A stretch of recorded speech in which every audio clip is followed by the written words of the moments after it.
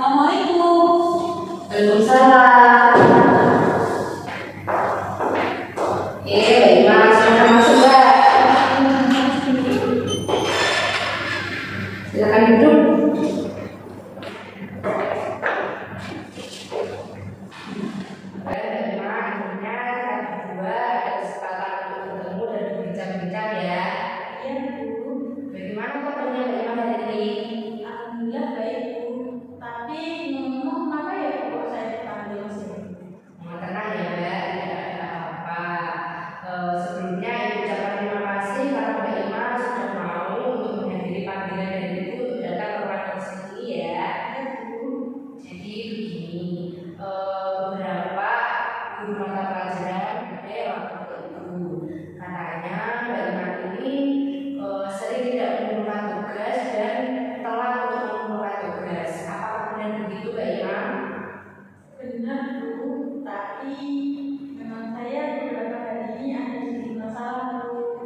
Kira-kira ada masalah apa Mbak Iman?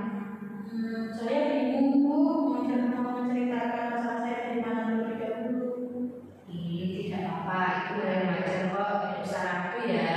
Sekarang Mbak Iman tenangkan diri dulu dan coba bicarakan pelan-pelan apa yang ingin Mbak Iman sampaikan kepada Ibu. Tapi sebelumnya Ibu mau bertanya, apakah Mbak Iman sebelumnya sudah pernah melakukan sesi konseling? Sudah Bu. Oh sudah ya, berarti Mbak Iman sudah tahu apa itu proses konseling dan bagaimana prosesnya, asas-asas jalannya, dan apa yang boleh dan tidak boleh dilakukan dalam sesi konseling. Sudah Bu, saya sudah paham. Oke, karena Mbak Iman sudah mengerti bagaimana proses konseling, maka proses konseling ini Ibu batasi waktunya sekitar 45 sampai 60 menit ya Mbak. Ya Bu. Hal yang penting juga yang harus Mbak Iman ingat, bahwa di sini konselinglah yang bertanggung jawab sepenuhnya untuk mengambil keputusan guna menyelesaikan masalah yang sedang dihadapi. Oh ya Bu. Sekarang coba ceritakan masalah Mbak Iman kepada Ibu. Jadi permasalahan saya itu tentang bersekolah Bu. Akhir-akhir ini saya sering ditegur oleh rumah PL karena tugas-tugas saya banyak yang kosong karena saya tidak menyelesaikan tugas-tugas tersebut Bu. Baik, Ibu mengerti permasalahan yang sedang Mbak Iman hadapi. Jadi Mbak Iman ini sekarang sedang bermasalahan sering tidak mengerjakan tugas dan telah melakukan tugas itu Mbak. Iya Bu, benar. Bisa diceritakan sejak kapan kira-kira Mbak Iman sering tidak mengerjakan tugas dan telah mengumpulkan? Sebenarnya saya ini tidak pernah kebetulan mengerjakan tugas. Saya anak yang rajin dan mengumpulkan tepat waktu. Namun akhir-akhir ini akhir-akhir bulan ini saya sering kecapean dan lelah sehingga tugas-tugas tersebut tidak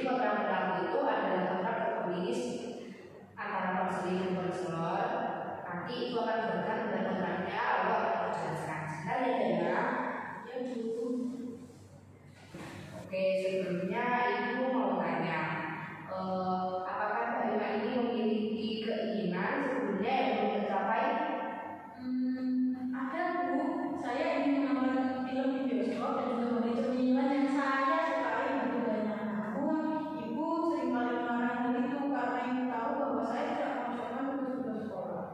Oke, kalau begitu sekarang ini ibu sudah ada lembar kotak perilaku ya. Oke, dijelaskan bagaimana cara mengisinya. Di sini nanti Mbak Ima bisa menuliskan apa Mbak Ima. Nah, lalu ini diisi tanggal mulai dari ini ya, tanggal sekarang. Lalu di sini nanti Mbak Ima isi sesuai format. Di sini diisi nanti hal-hal apa yang akan Mbak Ima lakukan untuk mengubah perilaku Mbak Ima. Ya, lalu nanti di sini Mbak Ima bisa mengisi juga sesuai format. Keyword apa saja yang akan Mbak Ima berikan kepada diri Mbak Ima setelah Mbak Ima berhasil melakukan tugas-tugas yang di atas ini. Nah, oke, bisa diisi ya, nanti langsung tanda tangan. Iya Bu, Bu boleh pinjam pulpen? Ya.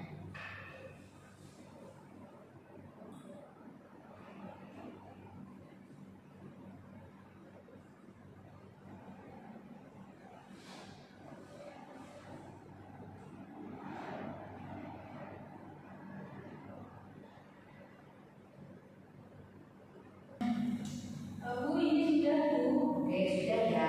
Oh ya Mbak, di sini juga ada punishment jika Mbak Ima tidak berhasil atau gagal melaksanakan tugas-tugas yang sudah Mbak Ima tulis. Mbak Ima wajib mendapatkan punishment, yaitu berupa Mbak Ima tidak akan mendapatkan apapun dari reward yang sudah Mbak Ima tulis. Oke, sekarang Ibu minta Mbak Ima untuk membacakan kotak perilaku dari atas sampai bawah. Baik, saya baca ya. Saya Ima pada tanggal 15 Juni 2024 menyatakan bahwa saya setuju untuk melakukan hal yang ada di bawah ini. Yang pertama yaitu memperhatikan tugas-tugas saya dengan baik, yang kedua mengerjakan tugas-tugas saya, dan yang ketiga mengumpulkan tugas-tugas saya dengan tepat waktu. Usaha saya tidak akan berhasil jika saya sudah meraih seluruh hadiah sebagai reinforcement dari bentuk perilaku ini. Apabila saya berhasil melakukannya, saya akan memilih salah satu dari hal-hal di bawah ini. Yang pertama, membeli cemilan kesukaan saya, dan yang kedua menonton anime atau film yang saya sukai situasinya. Apabila saya gagal, maka saya tidak akan mendapatkan apapun dari hal di atas. Tanggal berakhirnya kontrak yaitu pada tanggal 15 Juni 2024. Sudah Bu. Oke, baik. Jadi nanti apabila Mbak Ima berhasil, Mbak Ima memilih untuk membeli cemilan kesukaan Mbak Ima atau menonton film yang Mbak Ima sukai, gitu ya Mbak. Jadi itu yang sangat bagus loh. Oke, apakah aku mau setuju ya? Oke, kira-kira Mbak Ima setuju atau tidak dengan kontrak perilaku yang sudah kita sepakati ketika membuat ini? Setuju Bu. Oke, setuju ya. Tapi kontrak perilaku ini akan berhasil apabila Mbak Ima benar-benar melakukan tugasnya dengan sungguh-sungguh dan berjanji akan melaksanakan semua tugas-tugasnya. Kira-kira Mbak Ima bisa berjanji atau tidak untuk melakukan kontrak perilaku ini? Saya berjanji Bu, saya akan melakukan kontrak perilaku yang sudah disepakati tadi dengan sungguh-sungguh Bu, agar saya tidak mendapatkan reward dan saya berusaha tadi. Baik, Ibu senang mendengarnya dan dapat diingat ya, kalau Mbak Ima tidak melakukan tugas-tugas yang sudah Mbak Ima tuliskan ini, Mbak Ima tidak akan mendapatkan apa-apa. Untuk hadiah-hadiah atau reward yang sudah Mbak Ima tulis ini bersifat sementara ya Mbak. Ini hanya menumbuhkan motivasi untuk merubah perilaku Mbak Ima ke depannya. Dan bisa diingat, kalau Mbak Ima tidak melakukan atau Mbak Ima tidak berhasil melaksanakan tugas-tugas dari kontrak perilaku ini, Mbak Ima nantinya akan terus-menerus tidak mengerjakan tugas dan akan menghambat prestasi belajar Mbak Ima seperti itu. Kalau bisa dipahami? Bisa Bu. Baik, oke. Kontrak perilaku yang sudah kita buat ini kita laksanakan mulai hari ini ya Mbak. Jadi Ibu juga akan mengkoordinasi kontrak perilaku ini kepada orang tua Mbak Ima agar orang tua Mbak Ima di rumah ini juga bisa melihat perkembangan perilaku Mbak Ima di rumah. Agar nantinya jika Mbak Ima berhasil, Ibu Mbak Ima juga akan menyetujui ketika Mbak Ima mendapatkan reward yang sudah dibentuk tadi. Kira-kira bagaimana perasaan Mbak Ima setelah melakukan sesi konseling ini? Saya jadi selesai Bu, akhirnya saya menemukan solusi dari masalah-masalah saya. Oke, Ibu senang mendengarnya atas semangat ya Mbak. Ya Bu, terima kasih. Kira-kira ada yang ingin